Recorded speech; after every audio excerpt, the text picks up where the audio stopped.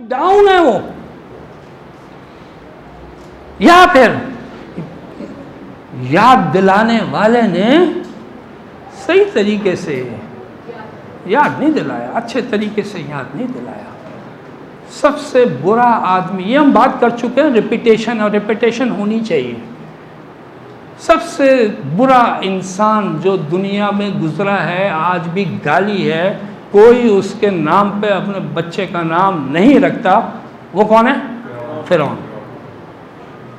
भाई अबू जहल ज्यादा बुरा है या फिरौन? फिरौन।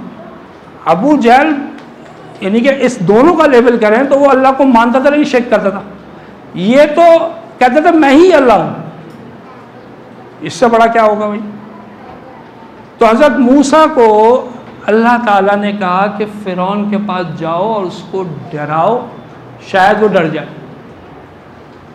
बात ये, सवाल ये है कि अल्लाह को नहीं मालूम कि वो डरेगा कि नहीं डरेगा, तो फिर शायद का लफ्ज़ क्यों कहा है? हाँ, शायद का लफ्ज़ क्यों कहा है? शायद जब वो डर जाए, शायद का लफ्ज़ क्यों कहा?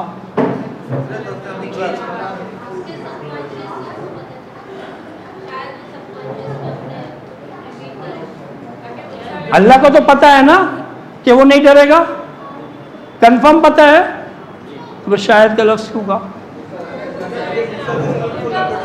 हज़रत मूसा को तो नहीं पता ना, उनके लिए तो दोनों है ना, फिर ये डरेगा या नहीं डरेगा। अगर ये कहते हैं डर जाएगा और नहीं डरेगा तो फिर क्या होगा? अल्लाह ने बात क्या कह दी? फिर वो एफर्ट ही नहीं करेगा, ये नहीं डरेगा, बताने एफर्ट्स करेंगे नहीं। मतलब मुझे बताए ना कि वो कोई फायदा नहीं है, कुछ फायदा नहीं है भाई, ये नहीं बदलने वाली, क्योंकि इसकी तो फितरत ही ऐसी है। आप एफर्ट करेंगे, वहीं एफर्ट छोड़ेंगे, वहीं एफर्ट छोड़ देंगे। तो बात यह है कि वो तो हजरत मूसा को कहा है कि हजरत मूसा को नहीं पता कि वो डरेगा या नहीं डरेगा, तुम कोशिश करो। लेकिन वो कह रहे हैं हुज्जत कायम करने के लिए कि भाई जब नहीं डरेगा तो जाए क्यों उनके पास, हुज्जत कायम हो जाए कि भाई कोई आया तो था ना मुझे करने वाला।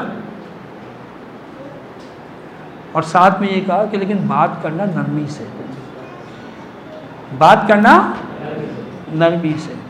क्यों नरमी से बात करें?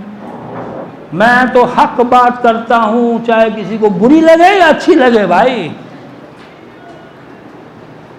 मैं तो बात पहुंचा दूं, मेरी जिम्मेदारी पूरी। उसको बुरी लगती है लगा करें। हम तो ये कह रहे हैं और अल्लाह ताला कह रहे हैं कि नहीं, बात नरमी से कहना। वजह क्या है? बात क्या है कि हुज्जत जो है सिर्फ बात पहुंचाना नहीं है, बात को तरीके से पहुंचाना भी हुज्जत है, तब होगी हुज्जत कायम। आज अपने बच्चों को देख ले, फिरौन नहीं है नाउज़ुबिल्लाह, हमारे बच्चे मुसलमान जितने भी हैं सब मुसलमान हैं अल्हम्दुलिल्लाह, बहुत अच्छे हैं, लेकिन आज वो अपने माँ बाप की नहीं सुनते। क्यों नहीं सुन रहे? दोस्तों की सुन रहे हैं, बाहर किसी और को उन्होंने अपना रोल मॉडल बना लिया, उनकी सुन रहे हैं, उनके कहने पे चल रहे हैं, हमारी नहीं सुन रहे, हमारी बीवियां हमारी नहीं सुन रही।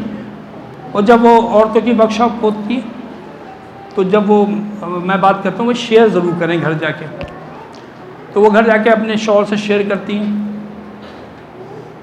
तो शौहर फिर एक बात कहते हैं यही वाली बात इतने अरसे से मैं कह रहा हूँ, तब तो तुम्हारी समझ में आई नहीं। अब एक गैर आदमी ने 2 घंटे के अंदर जब ये बात की तुम्हारी समझ में आ गई,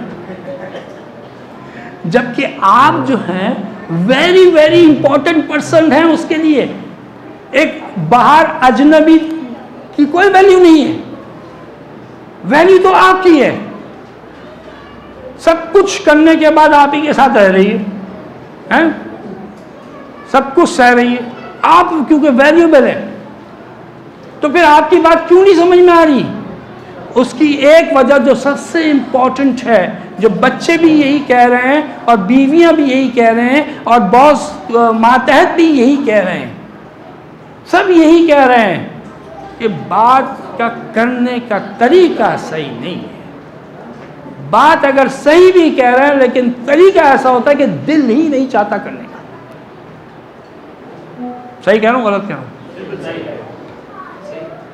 तो हुज्जत सिर्फ बात पहुंचाना, मैंने तरबियत मेरी जिम्मेदारी है, मैं नहीं करूंगा तो कौन करेगा, कल को ऐसे जाओगी नाम मेरा खराब होगी, ऐसे तरबियत करिए बेटी की। वो किचन में घुसना पसंद नहीं करती, बाद में वो कोई काम करना ही उसके लिए मुश्किल हो जाता है। तो बात क्या हो रही है कि हुज्जत जो है वो नरमी भी है, बात का तरीका भी है। तो अगर वो नहीं उसके अंदर हो रहा तो हो सकता है वो अंदर बहुत डाउन हो सकता है कि हमारा तरीका सही नहीं हो, और होता है ये बहुत सारा कि अंदर तार में छेड़खानी हुई है, लेकिन माशरा लोग क्या कहेंगे उसको करने से, उसको कबूल करने से, उसको एक्सेप्ट करने से रोक रहा है, उसकी ईगो रोक रही है। वो अबू तालिब का क्या थे आखिरी अल्फाज हैं कि अगर मैं चला गया मेरे मतलब लोग क्या कहेंगे, हालांकि तुम जा रहे हो हैं। अबू जहल ने क्या कहा था, जब मेरा सर काटना तो जरा नीचे से काटना ताकि सारे सर रखे में हो तो इस सरदार का सर जरा ऊंचा हो। मतलब ईगो का ये हाल था। तो ईगो मेरी जो है ना वो एक्सेप्ट करने से रोकती है मुझे, चाहे वो दीन के अंदर की बात हो या बाहर वाला जो है दीन कबूल करने से रोकता है।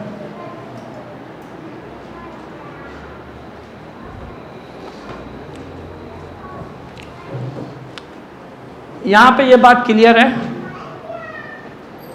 कोई सवाल आ रहा है यहां तक का? जल्दी से 2 मिनट दे रहा हूं, 2 मिनट, जो जो बात हुई है आपस में शेयर कर लें, 2 मिनट कोई क्लिक। फितरत क्लियर है आपको? फितरत क्लियर है?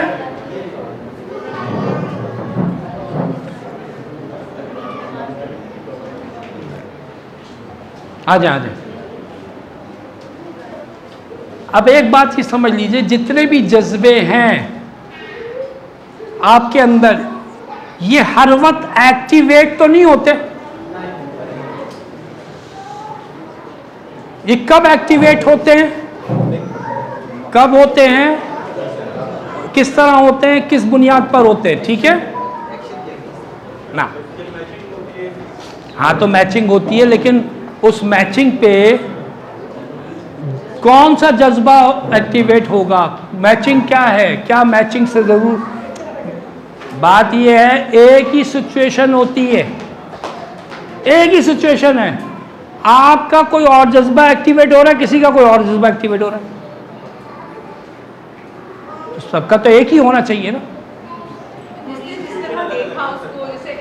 हाँ हाँ, तो ये खुद ब खुद एक फितरी तौर पे वो तो जज्बे हैं जो फितरत के इल्म के ऊपर जो है ना एक्टिवेट हो जाते हैं। अब भूख लग, वो जो है ज़रूरत आ गई है जिस्म में, तो वो भूख लगेगी, फितरी है, इसके लिए किसी को मैचिंग की ज़रूरत नहीं है। नींद आएगी, मैचिंग की ज़रूरत नहीं है, लिंक की ज़रूरत नहीं। कुछ चीज़ें अपने फितरी निज़ाम के तहत उस जज्बे को उभारेंगी, लेकिन बाकी जज्बे जो हैं जो उभरते हैं उसकी कौन सी वजह है? वो है मेरी सोच।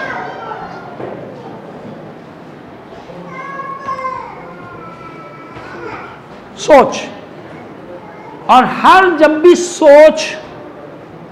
सोच बनती है, मेरी कोई भी सोच बनती है तो कोई ना कोई जज्बा उसके साथ अटैच होता है ना? जब सोच बन गई आपकी कि ये जो आपके पड़ोसी हैं ये बहुत ही अच्छे आदमी हैं, बड़े मुखलिस आदमी हैं और आपके बड़े खैरख्वाह हैं, ये आपकी सोच बन गई, तो जज्बा कौन सा अटैच कर रहा होगा? मोहब्बत का, उनसियत का होगा ना। और फिर जैसे ही इनका नाम लिया जाएगा कहीं पे तो आपकी फीलिंग क्या आएगी? ये याद भी आएंगे तो फीलिंग आएगी। फीलिंग साथ आएगी। जब भी कोई वाकया जो कि जिस पे गम है वो कोई बात करता है, उसका नाम लेता है, उससे रिलेटेड चीज़ें होती हैं, तो सिर्फ वो वाकया याद नहीं आता, उसके साथ उसमें जो जज्बा होता है उस वक्त वो भी साथ आता है। 20 साल पहले इंतकाल हुआ था मेरी माँ का, एक मिसाल दे दूं, और जिस वक्त इंतकाल हुआ था तो मेरी सोच क्या थी कि मेरी माँ अब चली गई दुनिया से, अब मैं उनको नहीं देख पाऊंगा, ये जुदाई है, अब दुनिया में मुलाकात नहीं होगी। तो जज्बा कौन सा अटैच हुआ? गम का। तो 20 साल हो गए, आज भी जब कोई बात याद होती है, वो वाक़या याद आता है, कोई जिक्र करता है, तो क्या खुशी आती है? गम आता है साथ में, क्योंकि उस वक्त जो जज्बा था वो आएगा। ये आज नहीं है, ये तो 20 साल पुरानी बात है। बेइज्जती तो 10 साल पहले हुई थी, ये जुमला तो 10 साल पहले कहा था, उसके बाद जो है वो जो है कई दफ़ा अब तो बदल चुके हैं वो, लेकिन वो जुमला जब भी याद आता है तो वो बेइज्जती का जो फीलिंग है वो भी आती है साथ में। ऐसा है कि नहीं है? हाँ, मेरी बातें मानने की जरूरत नहीं है, एक्सपीरियंस करने की जरूरत है। हाँ, वो आप मगर हम तो इसीलिए आए, ये सब बातें तो हमें पता है ना? नहीं, ये वाली बातें ये तो ऐसा होता है, ये तो पता है ना। अब सॉल्यूशन बता दें बस आप, बस बात ये है कि कुछ चीज़ें ऐसी होती हैं कि जब आप उसको समझते हैं, उसको गौर करते हैं, उस पर जाते हैं, तो वो खुद ब खुद जो है ना उसका सलूशन जो है ना वो आ जाता है, और वो सलूशन जब बताया जाता है तो फिर वो इम्प्लीमेंट होना आसान हो जाता है। ठीक है, तो इसलिए मेरे पास सलूशन जो है ना पूरी जितनी भी हमारे प्रॉब्लम है ना 2 मिनट में, वो मौलवी साहब कहते हैं ये सारा जो मामला है ना ये हमारा दीन से दूरी की वजह से है, और ये हकीकत बता रहा हूँ मैं आपको। अब आप कहेंगे इसमें दीन से दूरी का क्या ताल्लुक है? तो मुकम्मल दीन में दाखिल हो जाएं तो ये सारे प्रॉब्लम सॉल्व हो जाएंगे। अब ये मुकम्मल कैसे सिस्टम में कैसे इम्पैक्ट करते हैं, वो इम्पैक्ट समझ रहा हूँ कि हम तो ईमान वाले हैं, हम तो नमाज़ें पढ़ने वाले हैं, हम तो कुरान पढ़ने वाले हैं, हम कुरान समझने वाले भी हैं, हम लोगों को 2-10 देने वाले भी हैं, लेकिन हम खुद क्यों फंसे हुए? तो कहीं ना कहीं कुछ है ना गड़बड़, तो वो गड़बड़ निकालनी है बस। उस गड़बड़ निकालने उसका तरीका बता देते हैं। अब अमल करना नहीं करना वो मेरे इख्तियार में कि मैं करूं या ना करूं, लेकिन मैं किसी को एक गेम खेलते हैं हम सारा दिन सारी जिंदगी। हाँ, किसने कहा ये बात? वो कहने लगे चॉकलेट पीछे नहीं आ रही। ब्लेम गेम, ये सारे प्रॉब्लम मेरी जो है ना उसकी वजह से है। ये नहीं, जज़ाकल्लाह।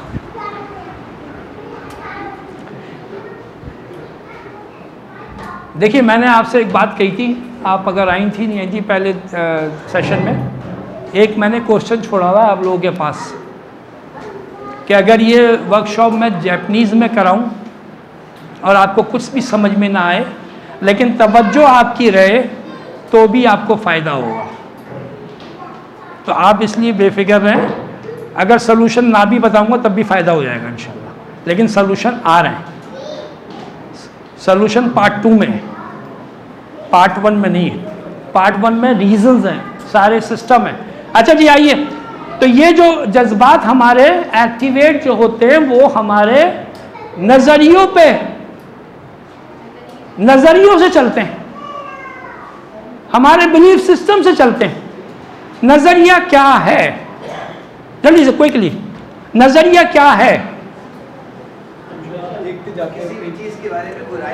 किसी भी चीज़ के बारे में, किसी भी इंसान के बारे में, किसी भी सिचुएशन के बारे में मेरा एक पॉइंट ऑफ व्यू, मेरी एक सोच में नज़रिया।